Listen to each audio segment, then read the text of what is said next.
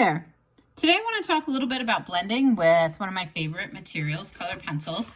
The colored pencils in your kit are a brand called Prismacolor, which I really enjoy. If you have your other colored pencils, you can definitely try those and use those, but don't underestimate the few used colored pencils in your kit. I think they can do more than you expect. Some of you have actually learned this with me before, so if so, this might be a good review, or you can kind of draw along with me.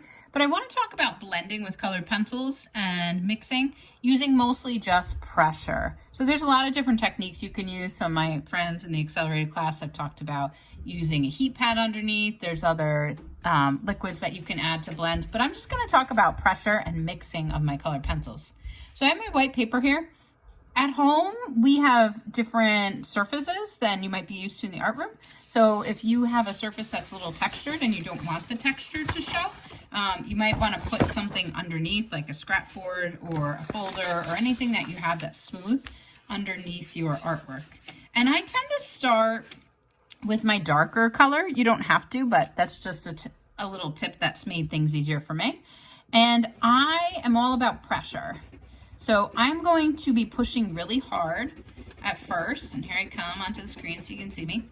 And then I like to lighten up the pressure. And it's kind of hard to see me lighten up my pressure, but hopefully you will see a little bit more tooth of the paper coming through. That's a really weird term. In art, we have a lot of terms that there's not a test or anything on, but it's good to know because we reuse words. So tooth, you usually hear at the dentist, but in art, it means the texture of the paper and the white showing through.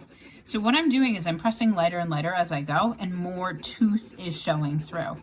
Now, I've been doing this for 30 years and I still have to go back and forth a bunch of times. This might just be fun to practice on a rainy day. Just go from dark to light.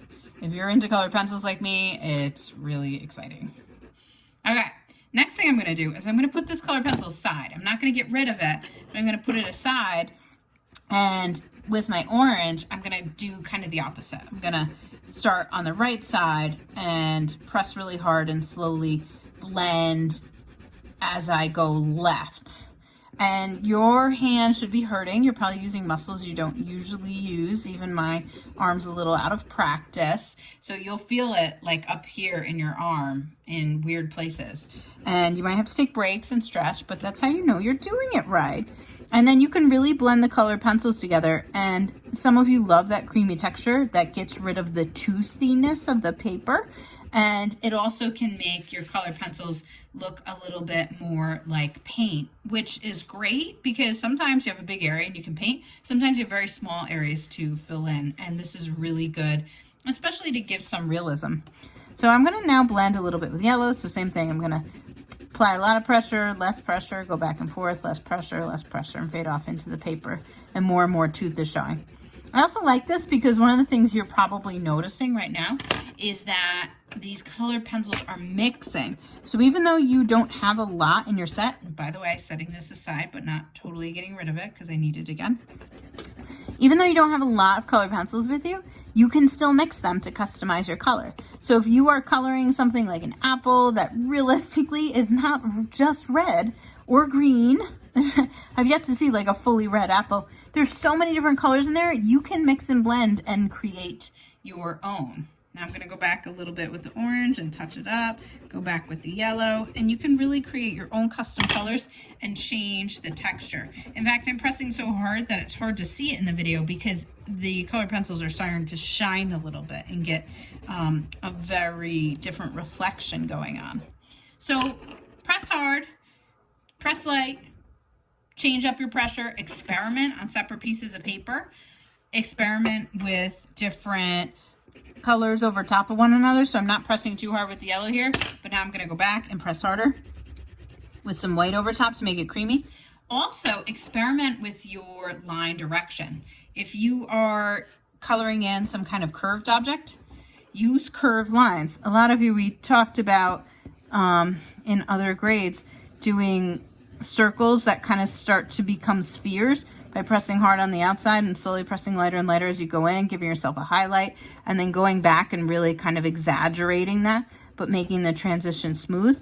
This is working right now a little better because I'm using curved lines So it's going to make my circle look more like a sphere.